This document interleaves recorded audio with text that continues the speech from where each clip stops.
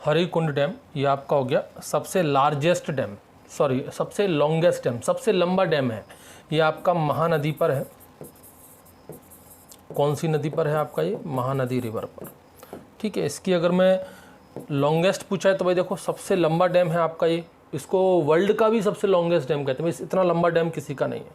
इसकी जो लंबाई है वो है आपकी 25.79 किलोमीटर, 25.79 किलोमीटर, इतना तो लंबा है ये। उसके बाद अपन बात करें, यहाँ पर कोई आपसे पूछ ले लार्जेस्ट इरीगेटेड कैनाल कौन सी है, सॉरी लार्जेस्ट इरीगेटेड नहीं, irrigation canal, largest irrigation canal, तो ये आपकी राजस्थान के अंदर है और ये है आपकी इंदिरा गांधी कैनाल। ठीक है, ये लार्जेस्ट इरिगेशन कैनाल है। कहाँ पड़ती है? राजस्थान में। तो ये कुछ बेसिक सी जनरल नॉलेज वाली बातें हैं, इसमें ये ज़्यादा इंपॉर्टेंट है क्योंकि ये अपने एग्रोनॉमी से रिलेटेड है, लार्जेस्ट इरिगेशन कैनाल। उसके बाद आ जाओ अपना इरिगेशन डेवलपमेंट इन इंडिया। बड़े ही सिंपल से फंडे हैं, बड़े ही सिंपल से कंसेप्ट हैं, बस ये डाटा है जो आपको याद रखना है कैसे क्या डेवलपमेंट हुआ। 1950-91 की बात है, तब हमारे इंडिया में gross irrigated area 22.5 million hectare हुआ करता था।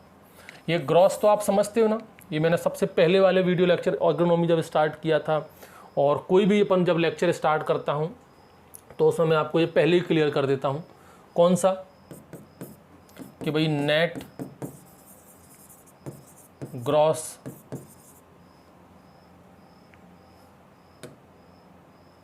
क्या कर रहे हैं भाई, क्या लिख रहे हैं? जो मन में आता वही लिख देते हो कि भाई नेट इरिगेटेड एरिया और ग्रॉस इरिगेटेड एरिया।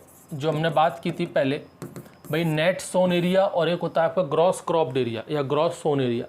जो वो चीज़ है वही सेम चीज़ यहाँ पर है, नेट इरिगेटेड एरिया और ग्रॉस इरिगेटेड एरिया। ठीक है, ये डिफरेंस मैं बता चुका हूँ।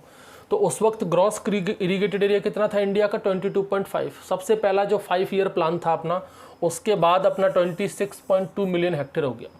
फिर बढ़ता ही गया है, 29 मिलियन हेक्टेयर हो गया सेकेंड 5 ईयर प्लान के बाद, 35.5 मिलियन हेक्टेयर हो गया थर्ड 5 ईयर प्लान के बाद, 44.2 मिलियन हेक्टेयर हो गया फोर्थ 5 ईयर प्लान के बाद, 53.5 मिलियन हेक्टेयर हो गया फिफ्थ 5 ईयर प्लान के बाद, 75 मिलियन हेक्टेयर हो गया 6 और 7 दोनों के बाद। इस तरीके से बढ़ता रहा है।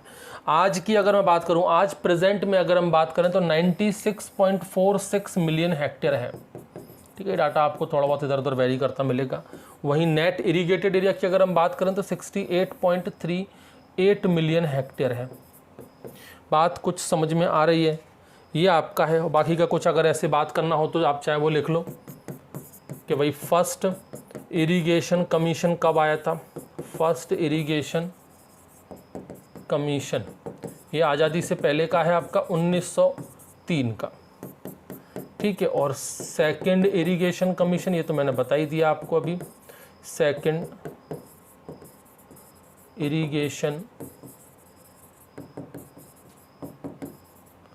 ठीक है, ये दो बार इरिगेशन का ही लिख दिया भाई।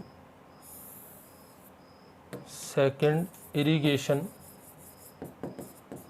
कमीशन की अगर हम बात करें तो वो है आपका 1972। इन दोनों को आप याद रखना। ठीक है, ये इरिगेशन कमीशन। अच्छा, नेशनल कमीशन ऑन एग्रीकल्चर कब आया था? चाहो तो वो भी लिख लो, नेशनल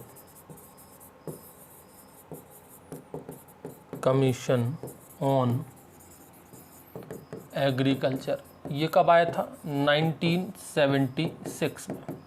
तो ये कुछ इंपॉर्टेंट इरिगेशन डेवलपमेंट है अपने इंडिया के अंदर के कैसे कैसे अपन ने ग्रॉस क्रॉप एरिया अपना बढ़ाया है, किस तरीके से हमने डेवलपमेंट किया है। ठीक है, तो बस ये डाटा है, ये सारी चीज़ें आपको याद रखनी है। आज का अपना वीडियो लेक्चर ख़त्म। Thank you.